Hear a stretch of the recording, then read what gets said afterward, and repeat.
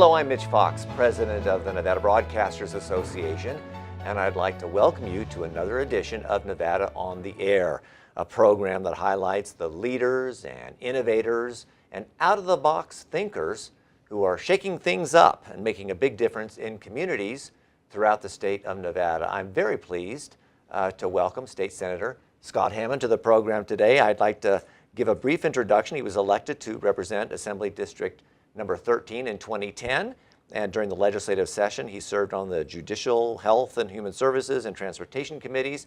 In 2012 he was elected to the Nevada State Senate to represent District 18, and during his time in the State Senate he became known as a champion for education, and he had passed legislation to help pass legislation to create the Opportunity Scholarship as well as the Education Savings Account. So, Senator Hammond, welcome. Well, thank you. What a pleasure to be here today, and certainly I hope I can live up to all the things that you said right there. I mean, yes, there's the things I did, but I like the way you pleasantly present them. So thank you for having me. Absolutely, my pleasure. So let's talk about this past election, because you did run for Congress. You ran in the primary, and it was a very, very competitive race. You were unsuccessful, but what came out of it? What were the takeaways? Are you glad you did it anyway? Yes, absolutely. First and foremost, I am really grateful that I had the opportunity. I tell you what, a lot of people would say, was this kid who grew up in rural Alaska in the middle of nowhere, what is he doing running for Congress in the state of Nevada?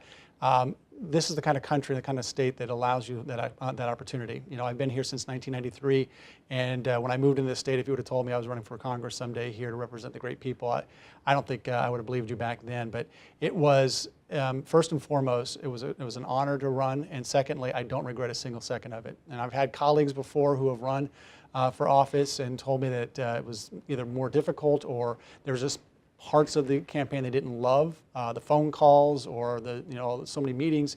I loved it all. I really did. I enjoyed the phone calls. I loved getting out and meeting folks, and so that was, wasn't torture at all. It was a pleasant experience, and I would do it again if I felt like people really wanted me to run again. Well, let's talk about the next session of the Nevada State Legislature. You will be there, and your whole heartbeat are ESAs, the Educational Savings Account. That was your bill. Yeah. It didn't pass in terms of funding during the last legislative session. There was a court case that came against it as well. There are parents that are wondering, what is the status of ESAs now, and what do you hope to accomplish during the next session? Well, great. Thank you for the question. I think it's a great opportunity to let people know that the ESA bill, as a bill, both as a program and as far as funding, it did pass in 2015. But the court cases that came against it challenged the constitutionality of the program. Are you allowed to have it, given the fact that the state of Nevada has a Blaine Amendment? And I don't want to go into detail on that. If your listeners want to know more about that, they can look up a Blaine Amendment. But these Blaine Amendments were supposed to inhibit people from taking money from the state, public monies, and putting it into private. Well, we made sure that a program like this was really putting the money into the hands of parents and students, regular ordinary citizens, and then they were making choices. So that passed. It was the funding that ran into some problems, and they said that we had to find a different way to fund it, and that was what we tried to do in 2017, and we came up short.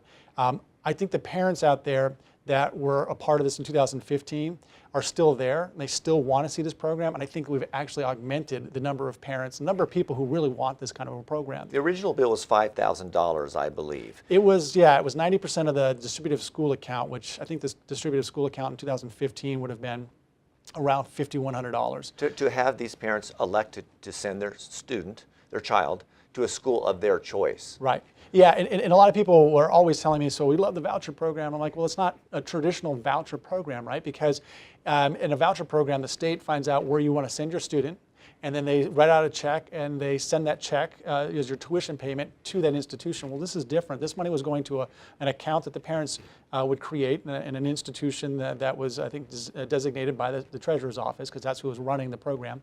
And then there were certain things you could do with the money. It wasn't just paying off tuition, because we recognize that not every kid is the same. You can't make a cookie cutter system, and that some kids may need some of the money for tuition, some kids may need some of the money for tuition towards a tutor or they need to buy a computer, or maybe some of them need to use a part of the money. We allocated about $700 a year to transportation, so that that student can get to that institution or that that delivery system that they were using for education.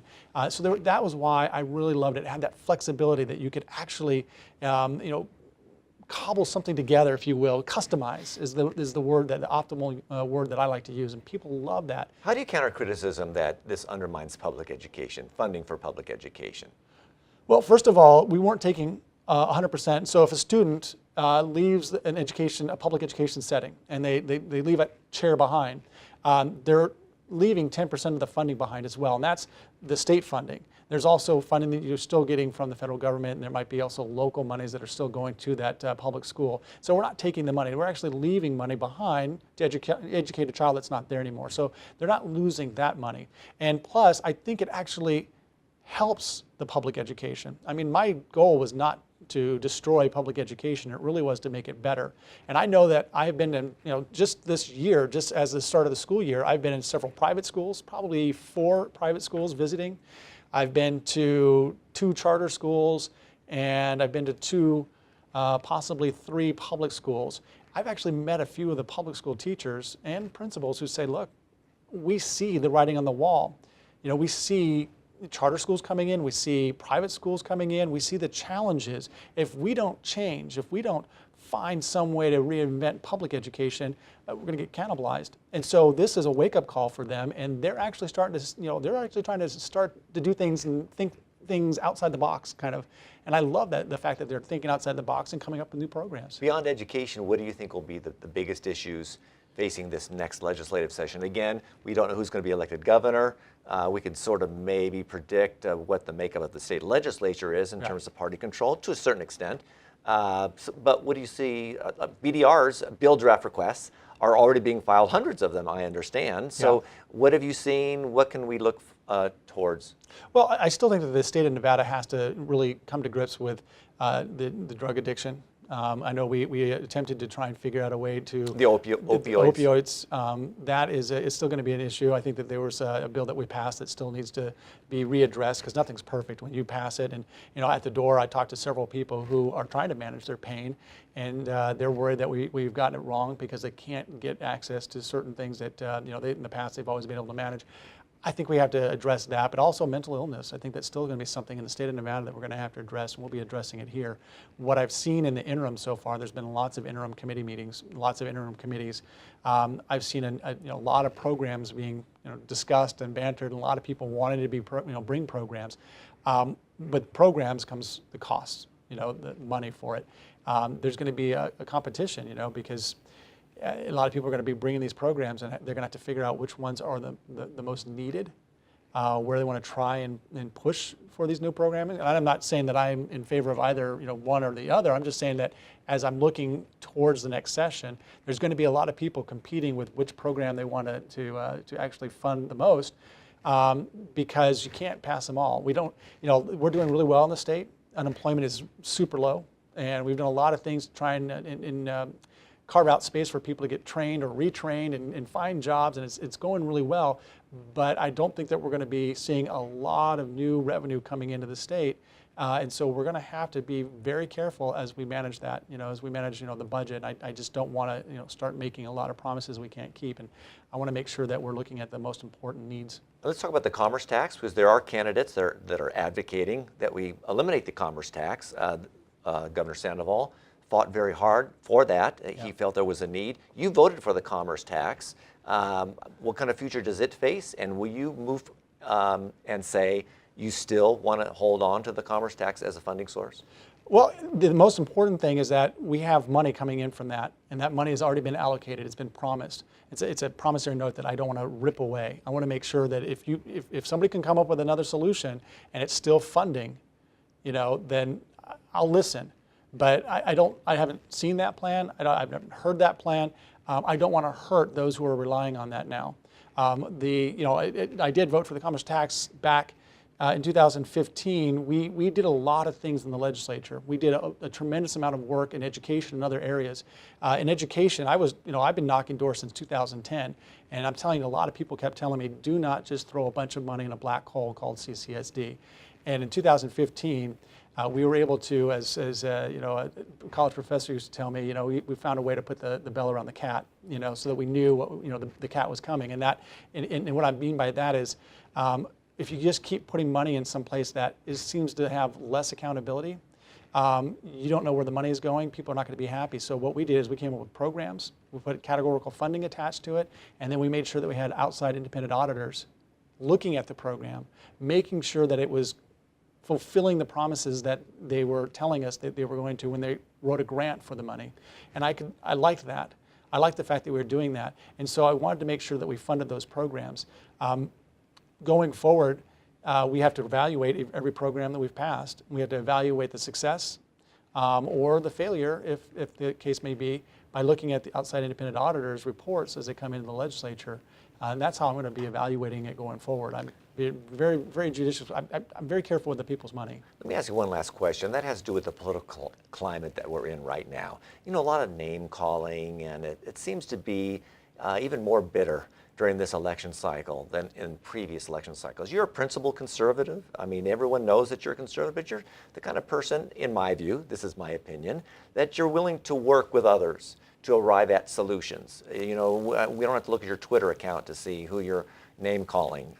So is that what it's going to take in order to get things done? And how do people, I'm not necessarily putting the onus on you for you to bring people together, but what is it going to take to just tone it down and start thinking what's the best for the state of Nevada? I wish I had a great answer for you. I'm not sure if I have a great answer for you. I have a philosophy. I'm not going to name call. I'm not going to yell at somebody. I told people when I was campaigning for Congress, I said, look, you're not going to hear me yell and scream at people. And perhaps that may be why they didn't cast the vote for me. I don't know, because maybe that's what they want right now. And I don't know if we're past that period. It's funny because everybody's complaining about McCain. Everybody complained about the way he worked across the aisle, the way he viewed every piece of legislation. I think a principled conservative is somebody who looks at policy and says, let's have a discussion about that. Let's talk about the pros and the cons. Let's talk about how much of this is growing the government or how much is allowing people the opportunity to make decisions. And that to me is the principled conservative in me. I like that. I don't need to talk about that person and how bad they are, or this person and fabricate something if the case may arise. I don't like to do that because I know that life is short. And I know that I don't want to go around the rest of my life worrying about who I may have harmed or hurt in the process of trying to get what I wanted. That's not me. And it's funny because a lot of people were not happy with McCain, but yet in his passing, you see how many people were impacted. I was just on the 95 going home, and there was a big billboard in memory of John McCain and all that he did as an American hero. As somebody who served his country in Vietnam and came back and served his country as a public servant. And I hope that we have more like that. My fear is that we'll have fewer and fewer people who do it for the right reasons. And I think about all his service. And I remember one time I was talking to a gentleman who works with my dad. And this is a gentleman that just once in a while at my dad, and he would work once a week.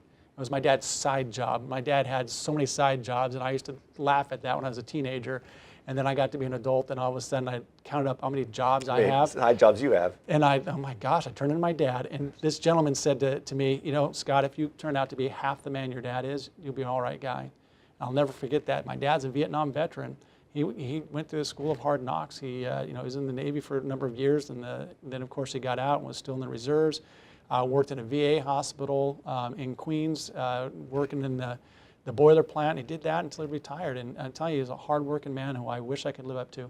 Well, Senator Hammond, thank you so much for joining us. It was been a great conversation, and we'll probably touch base with you as the legislature opens up, and we'll have some other conversations. I hope so. Thank you very much for having me, Mitch.